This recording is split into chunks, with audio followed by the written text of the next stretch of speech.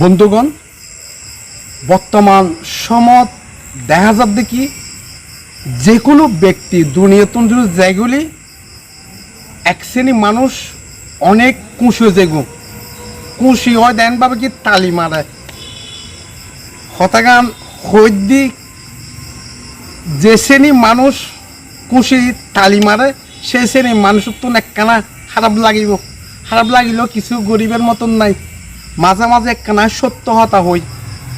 বন্ধুগণ, বর্তমান যুগের ধনী হোক গরিব হোক অসহায় মানুষ হোক এবং দরিদ্র মানুষ হোক দুনিয়াতুন যখন অসুস্থ হয় মানুষ সকল যখন অসুস্থ হয় সে মানুষ ধনী ব্যক্তি হলে দুনিয়াতুন গে যোগ কিন্তু তার অলাতর ভিতরে জীবন আছে 24 ঘন্টা ন যায় মারামারি হাডাহাডি লাগি যাগো কিলে জানন না জায়গা সম্পত্তি আর ব্যাংকর মালিবে আছে তো ইবেল্লা বলি।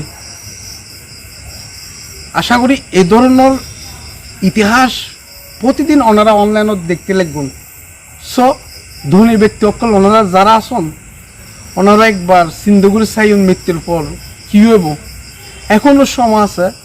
আল্লাহ এবং রসুল সাল্লাল্লাহু আলাইহি সাল্লাম মহাব্বতত পড়ি পরিমাণ মতন অত্যলাহি সম্পূর্ণ ব্যক্তিন আল্লাহর রাস্তার দান করে দাও। আল্লাহর রাস্তার দান মানে কিরকম দরিদ্র মানুষ অসহায় মানুষ ছিন্নমূল মানুষ অসুস্থ মানুষ তারার পিছনে দান করে দাও। যদি দান করে দিতালি অবশ্যই আল্লাহ পাক যদি খুশি হই তাহে অনন্যসিব দুনিয়া তো খুলে যাব এই জগৎ ওই জগৎ যাইলি এর শান্তির ভিতরে পাবেন শান্তি পাবেন। শান্তির অপর নাম কি জানেন না? জান্নাত।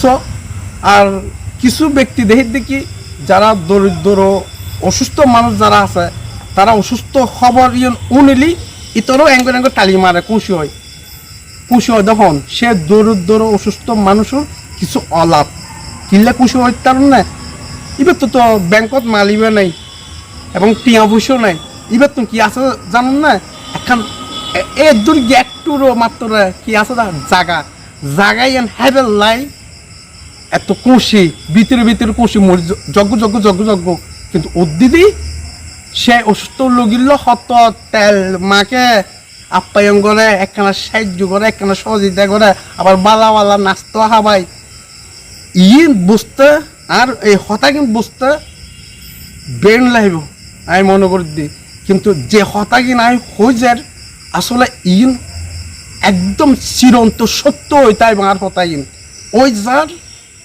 এই ধরনের কাহিনী ভবিষ্যৎ হইব। আজিয়ার মতন বিদায় নির আল্লাহ হাফেজ।